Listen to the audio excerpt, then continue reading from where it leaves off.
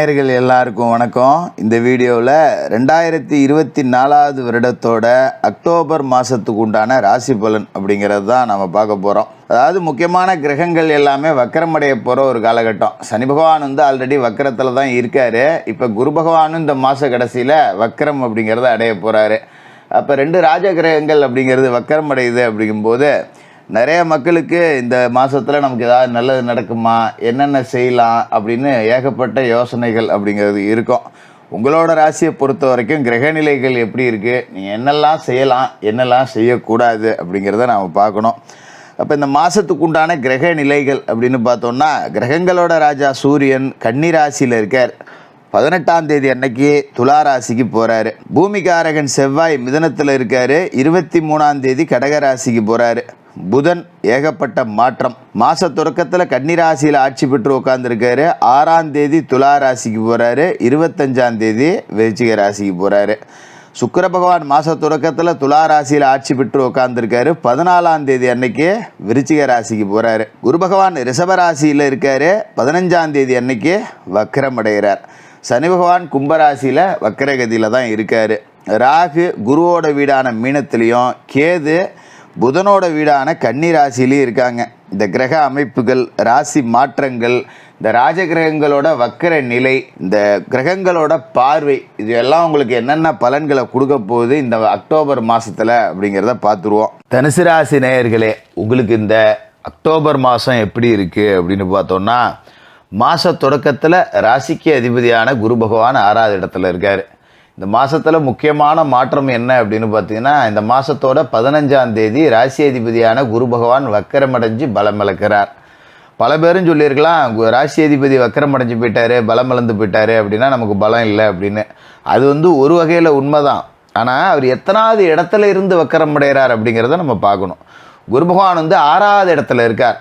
அதாவது பொதுவாகவே பார்த்திங்கன்னா 6இல் குரு அப்படிங்கிற ஒரு ஊரில் பகை, சொந்த பந்தங்களில் பகை, பங்காளிகளில் பகை, உரமுறையில் பகை, வேலை செய்கிற இடத்துல பார்த்திங்கன்னா கூட உள்ளவன் நம்மளை போட்டு கொடுத்துக்கிட்டே இருப்பான். நல்லா நம்மள்ட்ட சிரித்து பேசுவான், அந்தாண்ட போய் போட்டு கொடுத்துருவான். ஒரு வேலையை அவன்கிட்ட கொடுத்து என்னால் செத்த முடியல, இதை செஞ்சு கொடுறா அப்படின்னா செய்கிற மாதிரி செஞ்சுட்டு அதையும் ஏதாவது தப்பு பண்ணி கொளறு வேஷம் பண்ணி வச்சு நம்மளை மேல்மட்ட அதிகாரிகள்கிட்ட பாட்டு வாடகை விட்டுருவான். இது மாதிரி அரசியலில் பகை வரும், தேவையற்ற வம்பு வழக்குகள்லாம் வரும். சாதாரணமாக நம்ம ஒரு பைக்கை ஒரு ரோட்டு ஓரத்தில் நிறுத்தி வச்சுட்டு போயிருப்போம், எவனாவது வந்து இடித்து தள்ளி கூட 1000 2000 நமக்கு செலவு வைக்கும். இப்படி தான் ஒட்டகத்தில் போனாலும் நாய் கடிக்கும்பாங்க பார்த்தீங்களா, அந்த மாதிரி தான் நிலைமை வந்து ஓடிக்கிட்டு இருந்தது. அப்படியே தான் இந்த அக்டோபர் மாதத்துக்குள்ளேயே நீங்கள் நுழையிறீங்க. இப்போ அந்த இடத்துல குரு பலம் இழந்து போயிட்டார் அப்படிங்கிறதால இந்த ஊர் வம்புலாம் நமக்கு இனிமேல் வராது. அதெல்லாம் பற்றி பயப்பட வேண்டியதில்லை. நிறைய மங்கள நிகழ்ச்சிகள் நடக்கும், நல்ல விஷயங்கள் அப்படிங்கிறது நல்லபடியாக இருக்கும். ஆனால் இந்த 15ஆம் தேதிக்கு மேலே குரு வக்கரம் அடைகிறார் பார்த்தீங்களா, அப்போ உங்களோட ராசிக்கு 12ஆவது வீட்டுக்கு லாபஸ்தான அதிபதியான சுக்கிரன் வந்துடுறார். அப்போ 12க்கு அவர் வராரு அப்படிங்கும்போது என்ன நடக்கும் அப்படின்னு பார்த்தீங்கன்னா, இவர் அவரை பார்த்துக்குவார், அவர் இவரை பார்த்துக்குவார். தேவகுரு அசுர குருவை பார்க்குறாரு, அசுர குரு தேவகுருவை பார்க்குறாரு. 2 பேர்த்துக்குமே ஒருத்தருக்கு ஒருத்தர் பகை தான். இந்த பகை கிரகங்களோட பார்வை அப்படிங்கிறதால கொஞ்சம் நம்ம கவனமாக இருக்கணும். தேவையில்லாத விரைய செலவுலாம் வரும். ஒரு வாடகை வீட்டில் குடியிருப்போம், மாதம் ஒரு 5000 வாடகைக்கு நல்லபடியாக குடியிருப்போம், திடீர்னு ஊட்ட காலி பண்ணும்பாங்க. வெளியில் போய் வாடகைக்கு வீடு தேடி பார்த்தோம்னா 7-8000 ஆகும். அட போட 5000 கொடுத்துருந்தோம், இனிமேல் 8000மா, 3000 ரூபாய்க்கு நான் எங்கடா போகிறது அப்படிங்கிற மாதிரி தேவையில்லாத நமக்கு விரைய செலவு அப்படிலாம் வரும். நிறைய பேருக்கு வீடு மாற்றம், இடம் மாற்றம் அப்படிங்கிறது வரும். அதனால் கூடுமான வரைக்கும் நம்மளே இடம் மாற்றத்தை வர வச்சுக்கிறதுங்கிறது நல்லது. நல்லபடியாக இப்போயே ஒரு வீடு பார்த்துக்கிட்டு காலி பண்ணுறது நல்லது. இல்லை நான் சொந்த வீட்டில் இருக்கேன் ஜோசியரே, எனக்கு ஒன்றும் பிரச்சனை இல்லை அப்படிங்கிறவங்க வீட்டில் நம்ம படுக்கிற திசையை மாற்றிக்கணும். இந்த அறையில் படுத்தா அந்த அறையில் படுத்துங்க, அந்த அறையில் படுத்தா இந்த அறையில் படுத்துங்க. ஒரே அறை தான் இருக்குது ஜோசியரை, நான் என்ன பண்ணுறது? அப்படியா, தெற்க வச்ச தலையை மேற்க வை, மேற்க வச்ச தலையை கிழக்க வை, வடக்க தலையை வைக்காத, இவ்வளோதான். இது மாதிரி மாற்றம் நம்மளே வர வச்சுக்கணும். அதுமாதிரி அலுவலகத்தில் வேலை செய்கிறோம் அப்படின்னாக்க லேசாக இருக்கையை மாற்றிக்கிறது, அப்படி சின்ன சின்ன மாற்றங்கள்ங்கிறத நம்மளாக உருவாக்கிக்கிட்டோம்னா பிரச்சனைகளோட தாக்கம் குறையும். சில பேருக்கு கட்டிட பணிகள் பாதியிலேயே நிற்கிற மாதிரி இருக்கும். அதனால் கட்டடம் கட்டுற வேலை ஏதாவது செஞ்சுக்கிட்டு இருந்தீங்க அப்படின்னா சரியான பணியாட்களை நியமனம் செய்யுங்க. இப்போ பணம் வேணும் அப்படின்னா அந்த பண தேவைகளுக்கு முன்கூட்டியே ஏற்பாடு செஞ்சு வச்சுக்கிங்க. இதுதான் வந்து இந்த கட்டிட பணிகள் பாதியில் நிற்காமல் தடுக்க உதவும். அதுமாதிரி மாத கிரகங்கள் உங்களுக்கு சாதகமாக தான் இருக்குது. அதை பற்றி நீங்கள் பயப்பட வேண்டியதே கிடையாது. ஏன்னா பெரும்பகுதி மாத கிரகங்கள் இந்த மாதத்தில் பார்த்திங்கன்னா உங்களோட ராசியை பொறுத்த வரைக்கும் தொழில் ஸ்தானத்தில் இருக்குது, லாபஸ்தானத்தில் இருக்குது. அதனால் இந்த மாதிரி வரக்கூடிய பிரச்சனைகள் மாத கிரகங்களால் சரியாயிடும். இப்போ மாத தொடக்கத்தில் பார்த்திங்கன்னா புதன் வந்து ராசிக்கு 10வது வீட்டில் உச்சமடைஞ்சு ஆட்சியாக உட்காந்துருக்கார். 7க்கும் 10க்கும் அதிபதி தொழில் ஸ்தானத்திலே உச்சமடைகிறார். அப்படிங்கும்போது நம்ம செய்கிற தொழில் நல்லாவே தான் இருக்கும். தொழிலை வந்து விரிவு செய்யலாமா அப்படின்னு கூட யோசிக்க ஆரம்பிப்பீங்க. ஒரு சின்ன தொழில் பண்ணிகிட்ருக்கேன், மேலே ஒரு 10 ரூபா போட்டு முதலீடை பெருக்கலாமா, இல்லை வேறு எதாவது பண்ணலாமா அப்படிங்கிற மாதிரி ஒரு யோசனை வரும். ஒரு வாரத்துக்கு அவர் அங்கே தான் இருக்க போகிறாரு. ஒரு வாரம் கழித்து பார்த்திங்கன்னா லாபஸ்தானத்துக்கு வந்துடுறாரு. அதாவது சுக்கிர பகவானோட வீடான துளாராசிக்கு புதன் வந்துடுறாரு. அங்கே வந்து சுக்கிரனோட சேர்ந்துக்கிட்டு புத சுக்கிர யோகம் அப்படிங்கிற யோகத்தையும் கொடுக்குறாரு. ஏற்கனவே சுக்கிர அங்கே தான் இருக்கார். இதனால் பார்த்திங்கன்னா உத்தியோக முன்னேற்றம், இடம் பூமி விற்பனையால் எதிர்பாராத லாபம் இதெல்லாம் கிடைக்கக்கூடிய வாய்ப்பு இருக்குது. அதுமாரி அலுவலகத்துலேயும் பார்த்திங்கன்னா உயரதிகாரிகள் இந்த புதனோட மாற்றத்துக்கு பிறகு நம்ம கொஞ்சம் சாதகமாக இருப்பாங்க. என்ன தான் நம்மளை ஒருத்தன் போட்டு கொடுத்தாலும் எனக்கு அவனை பற்றி தெரியும், உன் வேலையை பாடுறா அப்படின்னு சொல்லி அவனை விரட்டி விட்டுட்டு நமக்கு சாதகமாக பேசுவாங்க. அப்படிங்கிறது ஒரு நல்ல மாற்றம் அப்படிங்கிறது தான். அதுமாரி பொது வாழ்க்கையில் இருக்கிறவங்க, வியாபாரம் செய்யக்கூடியவர்கள், மக்களை நம்பி தொழில் செய்கிறவங்க, ஒரு சில்லறை வியாபாரம், ஒரு மளிகை கடை வச்சுருக்கேன், ஒரு காய்கறி கடை வச்சுருக்கேன், பெட்டி கடை வச்சுருக்கேன், டீ கடை வச்சுருக்கேன், ஹோட்டல் வச்சுருக்கேன், ஒரு ஆட்டோ ஓட்டுறேன், ஒரு டாக்ஸி ஓட்டுறேன், இந்த மாதிரி மக்களோட நேரடியாக தொடர்பு கொள்ளக்கூடிய தொழில் செய்யக்கூடியவங்களுக்கெல்லாம் நல்ல வருமானம் அப்படிங்கிறது இருக்கும். அதுமாரி சுக்கிர பகவான் துளாராசியில் லாபஸ்தானத்தில் ஆட்சி பெற்று உட்காந்துருக்காரு. 6க்கும் 11க்கும் அதிபதி 11லேயே இருக்கார். அப்படிங்கும்போது புனித பயணங்கள் அப்படிங்கிறது இருக்கும். ஏதாவது ஒரு ஆலயத்துக்கு போகலாம், ஒரு பழனிக்கு போகிறேன், இல்லை ஒரு திருப்பதிக்கு போகிறேன், இல்லை ஒரு நவகிரக ஆலயத்துக்கு சுற்றுலா போகிறேன், இந்த மாதிரி பிரசித்தி பெற்ற ஆலயங்களுக்கெல்லாம் போயிட்டு வரக்கூடிய வாய்ப்பு அப்படிங்கிறது இருக்குது.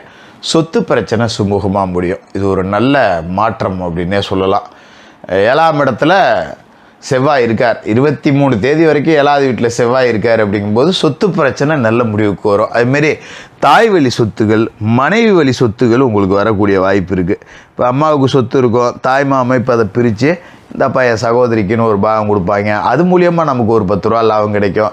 சில பேருக்கு மனைவி வழியில் சொத்து சேர்க்கை இருக்குது. இப்படி சின்ன சின்ன நன்மைகள், சகல விதமான நன்மைகள் அப்படிங்கிறது இருக்குங்கிறதால இது எல்லாமே நமக்கு ஒரு சாதகமான அமைப்பு அப்படிங்கிறது தான். இருந்தாலும் ராசிக்கு 3வது வீட்டில் சனி பகவான் வக்கரம் அடைஞ்சிருக்கார் அப்படிங்கிறத நம்ம மறந்துடக்கூடாது. சனி வக்கரம் அடைஞ்சிருக்கார் அப்படிங்கும்போது சின்ன சின்ன பிரச்சனைகள், நம்ம கொடுத்த வாக்கை காப்பாற்ற விடமுட்டார். ஏன்னா 2க்கும் 3க்கும் அதிபதி 3ல் போய் வக்கரம் அடைஞ்சிருக்காருங்கிறதால குடும்பமான வரைக்கும் யாருக்கும் வாக்கு கொடுக்காதீங்க. யாராவது ஒரு உதவி கேட்டாலும் கூட முடிஞ்சால் முடியும்னு சொல்லணும். முடியலைன்னா முடியலன்னு சொல்லி அப்பயே கழட்டி விட்டுறது நல்லது. ஒரு பண உதவி கேட்குறாங்களா, நம்மள்ட்ட இருந்தால் 10 ரூபா கொடுக்கலாம், இல்லை நான் இன்னொருத்தன்ட்ட கேட்டு பார்க்குறேன், இந்த மாதிரி பஞ்சாயத்துக்கெல்லாம் போகாதீங்க. அவங்க தரேன்னு சொல்லியிருப்பாங்க, நம்ம நம்பிக்கையின் அடிப்படையில் அவங்களுக்கு சொல்லியிருப்போம், கடைசியில் இங்கே வராது, இங்கே நமக்கு கெட்ட பேர் ஆகிப்போம். அதனால் வாக்கு கொடுக்காதீங்க. ஒரு இடத்துக்கு போகிறேன் அப்படின்னா போக முடியும்னா போகிறேன்னு சொல்லுங்கள், முடியாதுன்னா முடியாதுன்னு சொல்லிட்டு போயிடுங்க. அதுதான் நம்மளுக்கு ஒரு கெட்ட பெயர் உருவாகாமல் தடுக்கும். அதில் ரொம்ப கவனமாக இருந்துக்கணும். அதேமாரி இந்த சனி பகவான் வக்கிற காலகட்டத்தில் பார்த்திங்கன்னா பொது வாழ்க்கையில் இருக்கிறவங்க கொஞ்சம் வீண் பழிக்க ஆளாக நேரிடும். தேவையில்லாத அடுத்த விஷயத்தில் மூக்கையே நுழைக்காதீங்க. 2 பேர் சண்டை போட்டுக்கிட்டு இருக்காங்க, நம்ம நல்லது சொல்லி விலைக்கு விட போவோம், பழி நம்ம மேலே வந்துடும்.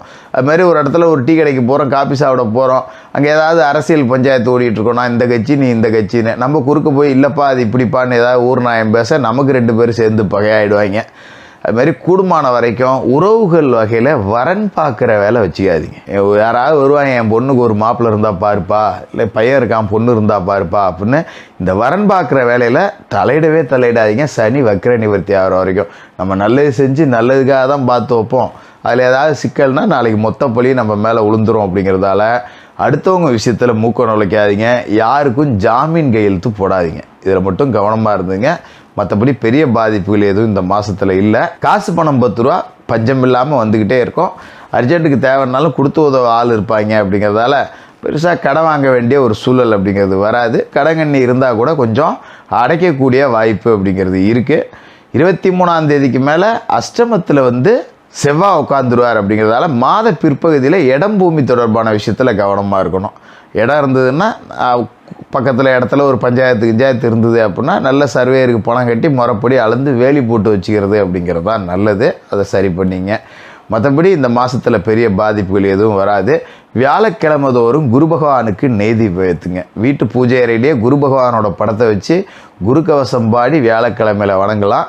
ஏலபாலை பிள்ளைகள் படிக்கக்கூடிய பள்ளிக்கூடங்களுக்கு, இல்லை ஆதரவற்ற பிள்ளைகள் படிக்கக்கூடிய பள்ளிக்கூடங்களுக்கு போய் உங்களால் முடிஞ்ச ஒரு பண உதவியோ, இல்லை நோட்டு புத்தகம் பிள்ளைகளுக்கு வாங்கி கொடுக்கறது, இல்லை ஒரு யூனிஃபார்ம் வாங்கி கொடுக்கறது, இந்த மாதிரி கல்வி உதவிகள் அப்படிங்கிறத முடிஞ்சதை செஞ்சுக்கிட்டு வாங்க. இந்த அக்டோபர் மாதம் நல்ல மாதமாக இருக்கும்.